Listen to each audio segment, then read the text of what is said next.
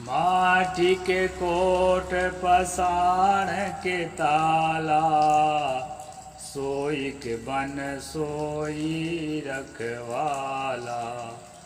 सो बन देखत जीव डराना, ब्राह्मण वैष्णव एक जाना। नमस्कार दोस्तों, मैं अविनाश दास रेशनल कबीर यूट्यूब चैनल में आप सबका हार्दिक स्वागत करता हूं। साथियों, यदि आप इस चैनल को सब्सक्राइब नहीं किए हैं तो सब्सक्राइब ज़रूर करें, शेयर करके अपने सभी ग्रुपों में सभी मित्रों तक पहुंचाएं, बेल आइकन को प्रेस करें, ऑल नोटिफिकेशन ऑन करें, लाइक करें और कमेंट ज़रूर लिखें। दोस्तों, शुरू से आखिर तक हर वीडियो को देखिए, तभी आपको समझ में आएगा कि ये जो किताब है कबीर और रामानंद, ये किताब का मर्म क्या है। दोस्तों, कबीर साहब की परंपरा को स्वामी रामानंद से जोड़ने के लिए कबीर बानी में जो राम शब्द बहुत बार आया है, कबीर बानी में जो वैष्णव शब्द यदा कदा आया है, उन सारी चीज़ों को लेकर के और जो है वैष्णव विद्वान बाल का खाल निकाल करके कबीर साहब को शब्दों के अर्थ अनर्थ कर करके स्वामी रामानंद के शिष्य बनाने में लगभग कामयाब हो गए। अब उसके कामयाबी के बाद हम लोग जो है उसके एक्सपोज करने में लगे। मैंने शुरू में 2 चौपाइयाँ बोली है, संक्षेप में मैं अर्थ कर देता हूँ। इसके बाद दोस्तों आज के प्रसंग पर आएंगे। सदगुरु ने कहा, माटी कोट पसाण को ताला, सोई बन सोई रखवाला। इस मिट्टी के किला में अर्थात इस शरीर में पत्थर का ताला लगा हुआ है। शरीर रूपी किला में पत्थर का ताला लगा हुआ है, मिट्टी के शरीर में। अब पत्थर का ताला क्या है दोस्तों? दुर्बुद्धि, मलिन बुद्धि, उलझी हुई बुद्धि। तथ्यों को हम इसलिए नहीं समझ पाते हैं कि शास्त्रों के वाणी वचनों में हमारा मन उलझा हुआ रहता है। यूं तो शंकर ने भी कहा है, शब्द जालम महारण्यम चित्त भ्रमण कारणम, अतः प्रत्यास ज्ञातव्यम तत्व ज्ञातत्मात्मना, अपने विवेक चूड़ामणि में, कि शब्दों का जाल जो है भयंकर जंगल है और चित्त को भ्रमित होने का कारण है। इसलिए प्रयत्न पूर्वक किसी तत्व ज्ञानी के पास जाकर के और तत्व ज्ञान, निर्णय ज्ञान अर्जित करो, ऐसा शंकर ने भी कहा है।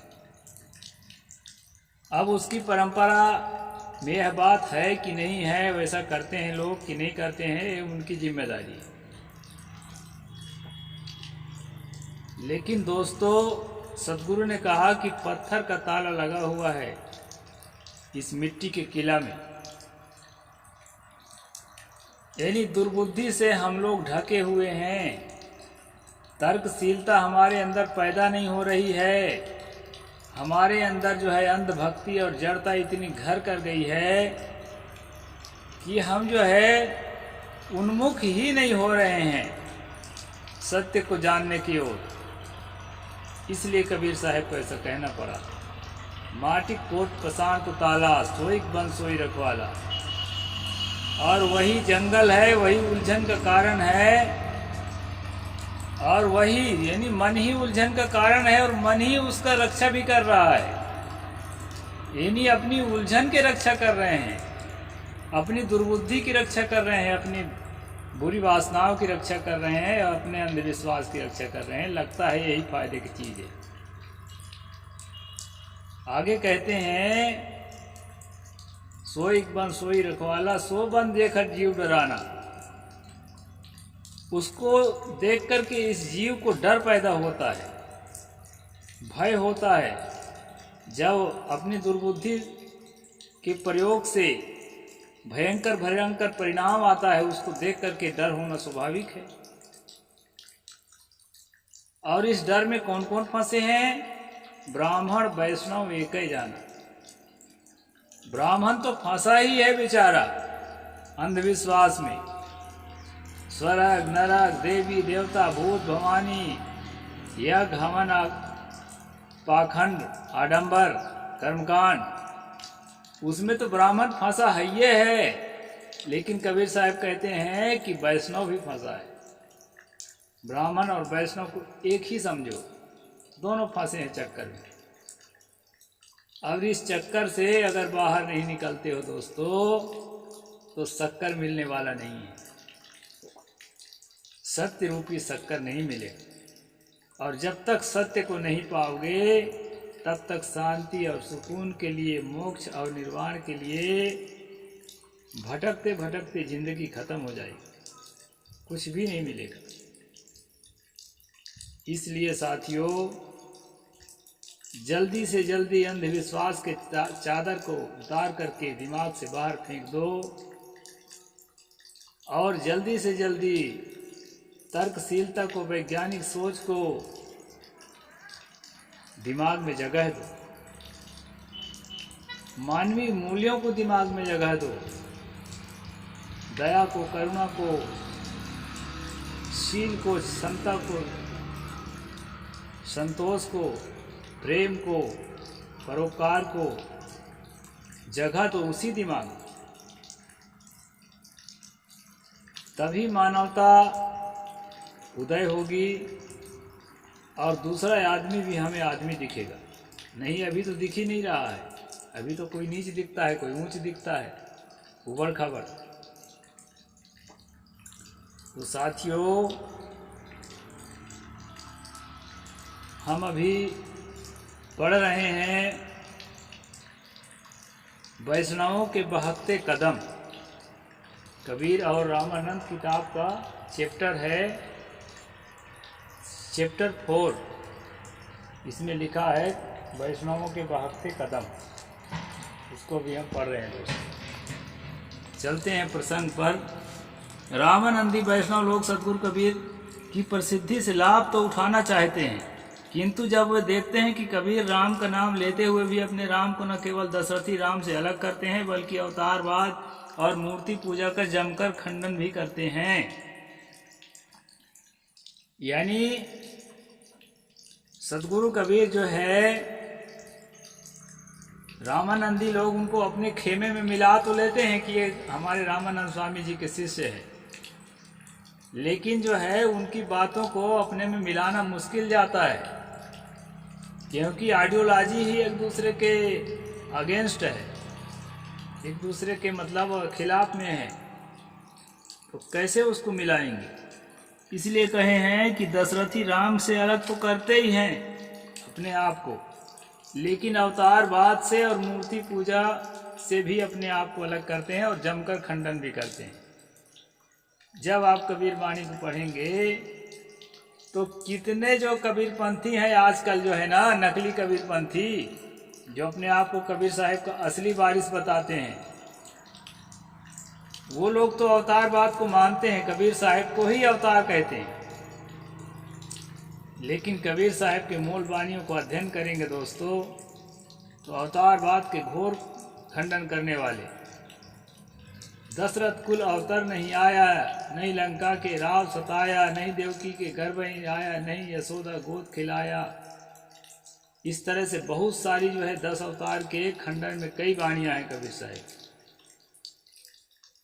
तो अवतारवाद का घोर खंडन करने वाला सद्गुरु कबीर, उसी को लोग अवतार बताने लगे। और अवतार बताने के पीछे दोस्तों जाति स्वार्थ है। हमारे छत्तीसगढ़ में कहने का खतरा हमें मोल लेना ही पड़ेगा, जो सबसे ज़्यादा पॉपुलर है कबीर पंथ में, जिसके अनुयायी सबसे ज़्यादा हैं पूरे भारत में, वह व्यक्ति अपने जातीय अहंकार में इतना चूर है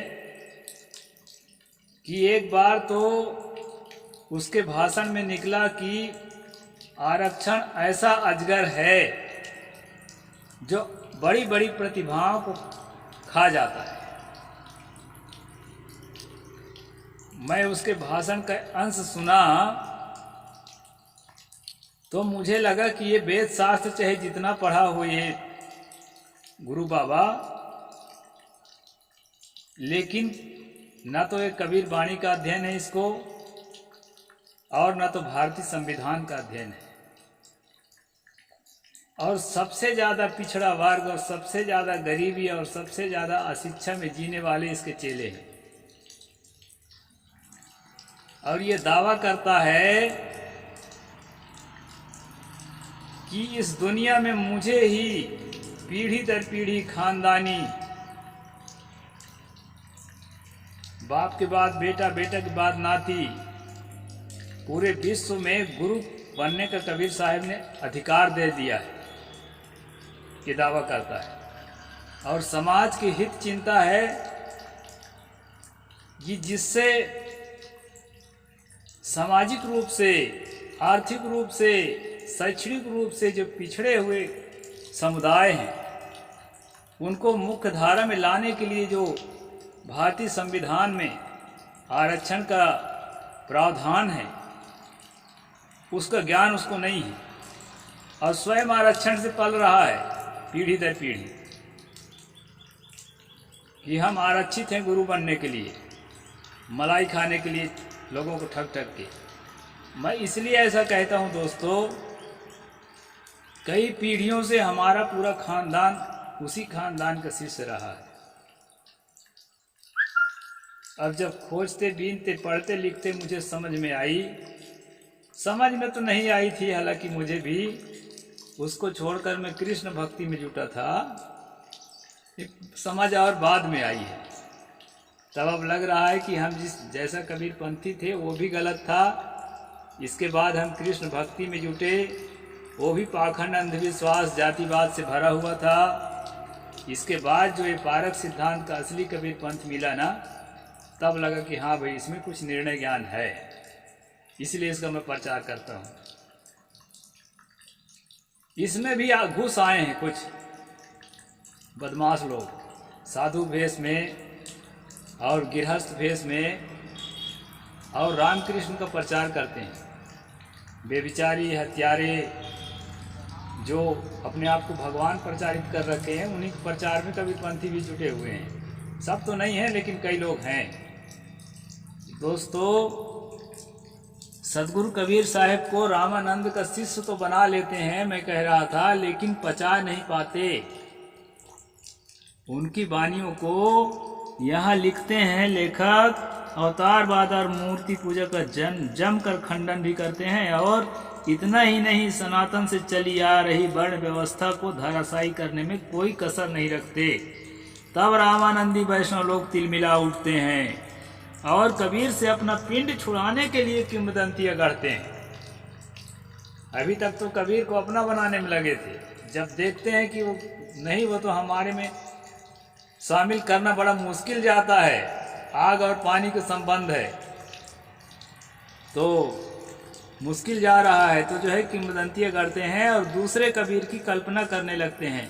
स्वामी भगवताचार्य रामानंदियों में एक उच्च कोटि के विद्वान और लेखक माने जाते हैं। उन्होंने रामानंद संप्रदाय पर कई पुस्तकें लिखी है, जिसमें उनका रामानंद दिग्विजय बहुत प्रसिद्ध है। उक्त दिग्विजय में स्वामी जी लिखते हैं, परंतु आज कबीर जी के ग्रंथों से मालूम होता है कि उन्होंने साकार ब्रह्म की उपेक्षा करके निराकार ब्रह्म को अधिक महत्व दिया है। मैं यह मानने के लिए कभी तैयार नहीं हूं कि स्वामी जी जैसे आचार्य के शिष्य एवं भगवान मत कोविद स्वामी जी के सिद्धांतों, उपदेशों और आदर्शों के विरुद्ध कोई भी काम करे। यानी मुझे विश्वास नहीं है, कहते हैं, कि उनका ही शिष्य होकर के उनके विरुद्ध काम करे। यानी स्वयं उनका शिष्य उन्हीं पंथ के लोग बनाने में लगे हैं, लेकिन उन्हीं पंथ के जो लोग पढ़ते हैं तो उनको समझ में आता है कि कबीर का संबंध रामानंद से जोड़ना बड़ा मुश्किल का काम है, जो कांटे का टक्कर है। तब हमको विवश होकर यह मान लेना पड़ता है कि सिकंदर लोदी के समय में जो कबीर रहे होंगे वह मूल कबीर जी के पीछे गद्दी नशीन हुए होंगे। उन्होंने भी अपने को कबीर नाम से विख्यात किया होगा तथा मूल कबीर जी के साकार ब्रह्म के सिद्धांत को निराकार ब्रह्म का समावेश दिया होगा। मेरा यह कथन केवल कल्पना की भित्ति पर आधारित नहीं है, प्रत्युत इसमें प्रमाण भी उपस्थित किया जा सकता है। अयोध्या में श्री हनुमत निवास तथा बड़ी कुटिया इत्यादि जो वैष्णव स्थान है वहाँ राम कबीरी स्थान है, परंतु वह लोग अपने को कबीरपंथी न कह करके राम कबीर कहते हैं। आज के कबीरपंथी लोगों के साथ उनका कोई संबंध नहीं है। ये लोग भी राम के परम उपासक और रामानंदी वैष्णव हैं। श्री वैष्णव के साथ ही उनका सभी प्रकार का संबंध है। अतः राम कबीर इस संज्ञांतर के बल पर कह सकता हूँ कि राम कबीर ही मूल कबीर जी थे और निराकारी कबीर पीछे से उन्हीं मूल कबीर जी की शाखा में से, और उनके साथ आज भी रामानंदी कोई संबंध, घनिष्ठ संबंध, व्यवहार नहीं दिखता है। ये है दोस्तों, वो स्वयं स्वीकार करते हैं और एक नए कबीर पंथ की कल्पना करते हैं कि एक राम कबीर है, उसी से कबीर निकले होंगे और अपना अलग पंथ चलाए होंगे। दरअसल इन दोनों पंथों का कोई संबंध ही नहीं है, रामानंद का और कबीर साहब का। दोस्तों आज मैं इतना ही कहूँगा, समय ज़्यादा हो जाएगा। आगे जो है कल इसी प्रसंग को आगे बढ़ाएंगे। साहेब बंदगी। जय भीम, जय जोहार, जय भारत।